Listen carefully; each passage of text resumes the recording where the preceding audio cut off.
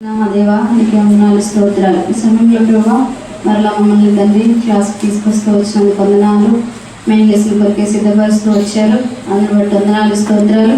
నిలబడుతున్న బిడ్డలు కూడా మీరే బలపరచండి, సహాయపడుతున్నామని ప్రార్థిస్తున్నాం. దయగలిగినటువంటి తండ్రి సమయం అంతటిని కూడా దీవెనకరంగా చేయండి, బిడ్డలకు ఆశీర్వాదకరంగా చేస్తారండి. వినగలిగే చెవులు గ్రహించి హృదయాన్ని దయచేయండి. బిడ్డల ప్రభావ లెసన్ విని తన వద్ద తన యొక్క హృదయంలో మరి తను నిజంగా యేసుప్రభు సొంత రక్షకులను అంగీకరించే అనుభవంలోనికి వచ్చినట్లుగా మీరు ప్రేరేపిస్తారని ప్రార్థిస్తూ కృపను అనుగ్రహించమని అలా వ్యర్థబాటు నుంచి తప్పించండి. ఆయన మీరే సహాయపడుతారని ప్రార్థిస్తూ యేసు పరిశుద్ధమైన నామమున ప్రార్థించి అడిగి వేడుకొంచున్నాము తండ్రి, ఆమేన్.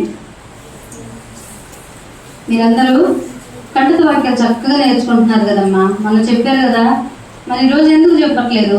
2, 1, 3 మీరు ఎల్కేజీ పిల్లల జూనియర్స్ కదా, ఆ స్టేజ్ నుంచి దాటిపోయి వచ్చేసరి మీరు ఇంకా చిన్న పిల్లల్లాగా నాకు ఒకటి వచ్చు, ఒక ఆ వచ్చు, ఈ వచ్చు అని చెప్తే కుదరదు. ఏం చేస్తున్నారు? నేర్చుకోవాలి కదా. అంత కష్టపడి అన్ని చెప్తా ఉంటే